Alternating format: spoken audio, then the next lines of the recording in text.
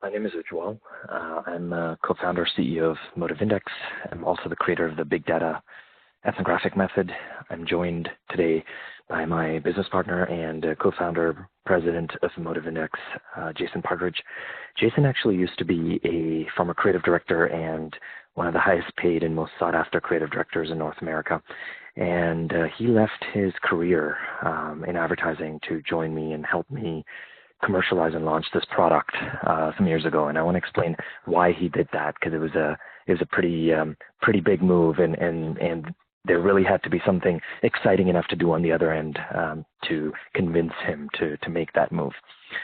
So introducing MotivBase. This is really what we've been working on. In essence, it is the Google of consumer insight.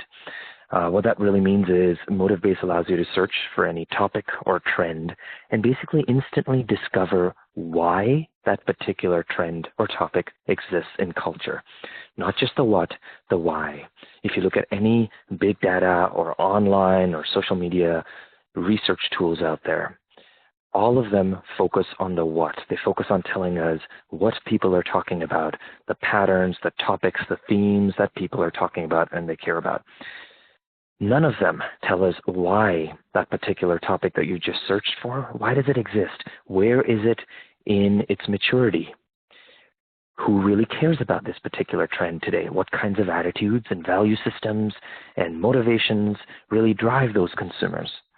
What is the addressable market size? What are the real contextual brands and influencers that matter in culture around that particular topic? These are the types of significant why questions that we're answering with MotivBase. So let's jump to a quick demo, and really the proof is in the pudding here. I'll show you a quick example here. This is a search I just ran for probiotic yogurt on my system here. So very quickly, what you'll notice when you run a search for probiotic yogurt is the system here, MotivBase, is immediately telling us that probiotic yogurt in the United States today matters to a core market of 11.5 million people with a addressable, so larger market size, future market potential of only 19 million. Today, it sits in the early majority stage in its maturity, affecting 28.4% of the addressable market. So 28% of those 19 million people that you just saw there. It also instantly tells us the sociodemographic breakdown of this particular trend. What is the social class breakdown? Gender, family type, education, so on and so forth. I'll go one step further. You can even toggle national averages to really compare and give it the national context here to really understand how this compares to the overall national averages that exist within the country. But here's the most important part. Instantly, it's telling us what motivations, attitudes, fears, and values drive consumers in the context of probiotic yogurt today. It's also telling us the strength of the connection to the dominant versus less dominant motivations and attitudes and values and fears. We call them factors broadly. For example, let's look at the factor here, the top motivation, prove that I'm a good partner provider. You can click this and it instantly explains what that particular motivation really means. But more importantly, it's also articulating here that the strength of connection is very, very strong, and it tails off and it hits the long tail after, in particular, the second motivation. So in essence, what you're learning here is probiotic yogurt is really about being a good partner provider. It's probably about that narrative of, sort of good, the family caretaker, consuming food in moderation, keeping the family happy, things like that. It also includes people who really believe that there are miracle remedies out there. If I am struggling with weight or struggling with a particular type of stomach issue, the idea is that, probiotic yogurt could potentially be that miracle remedy that could solve all those problems. Now, in addition to that, it's also instantly giving us the contextual brands and influencers. So it's not just giving us just a smattering of brands and influencers in the context of probiotic yogurt. It's specifically identifying those brands and influencers that matter to this specific permutation of factors, of motivations, attitudes, fears, and values. And then one step further, it's also telling us the dominant articles that are being published across the published web, if you will, to really understand and give us further context into what the conversation really is in culture about probiotic yogurt.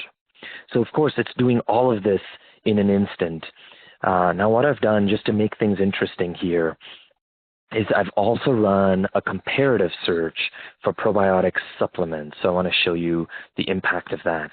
So I've got probiotic supplements here running.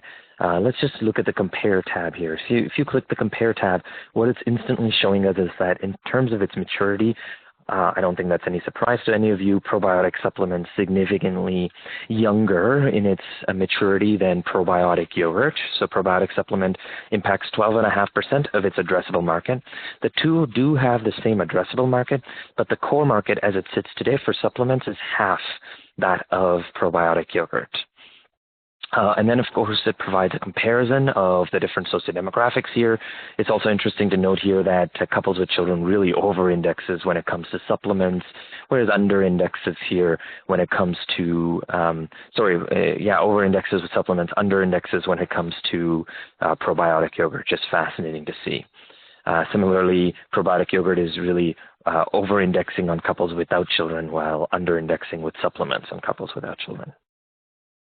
Now, I'll go one step further. It's also showing us here the common and exclusive motivations, attitudes, values, and fears. So, for example, if you click the fears here, what it shows us is that both supplements and yogurt share common fears. So, common vulnerabilities drive the consumer to consider a supplement or a yogurt.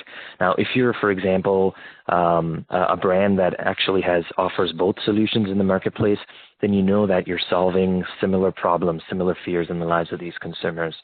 But the intrinsic motivations for supplements, there are some unique nuances that make them differ from one another. For example, with supplements, it's about regaining control over your body and health, while for yogurt, it's more about keeping up with changing expectations and making sure, I'm catching up with the changing world around me.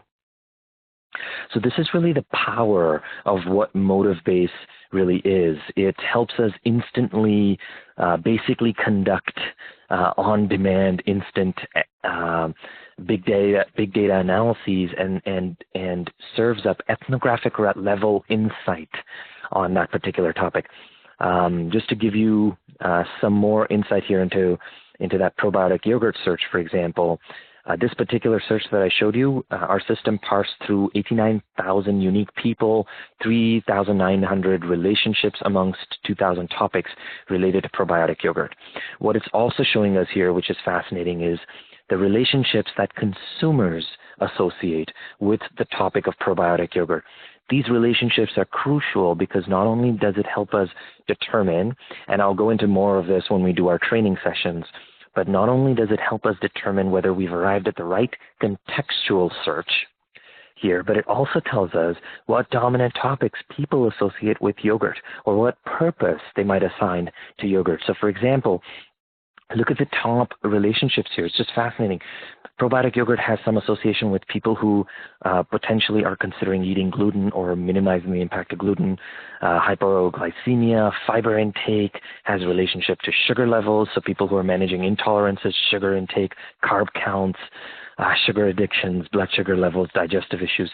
So it's just fascinating because, one might think that probiotic yogurt actually is about digestive issues, but when you actually look at this, it's digestive issues is way below some of the other issues that are really driving the consumer around yogurt. But what's driving people around supplements is quite different. Spicy foods and vitamins and digestive issues actually further up in the ladder there. Digestive problems, liquid diet, dietary changes, and the general world of taking supplements dominates when it comes to probiotic supplements as opposed to yogurt. Just fascinating contextual information that it's just impossible to get through any other tool if we really want to not just understand why a particular trend exists, but how consumers associate and assign meaning to these different trends in culture. Now, you might be wondering how all this comes together. Of course, there are a couple of really important elements here, and one of the most important reasons why our company, why MotivBase is the only tool out there that has been able to solve this problem of uncovering the why through big data, while other tools haven't, is because while everybody else has been so focused, especially in the last 5 years, on verbatims, consumer verbatims, and on beautiful visualizations of social data, our team has been focused on establishing the social sciences rigor. And this is, by the way, an 8-year-long journey for us. And you can read more about this in the blog post that I'll send you a link to. But it's been an 8-year-long journey. And the reason we went on that journey was that our focus was on figuring out and building the social sciences rigor so that we could teach a system, a machine, to uncover the hidden meanings behind what people were talking about. So while everybody was focused on verbatims, we were more focused on the topics that exist within those verbatims and the depth of relationships that exist between those topics in those consumer verbatims. That's really the difference. That's the quantum leap that MotivBase has made that sets MotivBase not just apart from its competition, but also puts us many years ahead of anybody else in the on-demand insights landscape today. So I'll pause here and I'll stop the recording and we'll take questions and I'll follow up with some training sessions.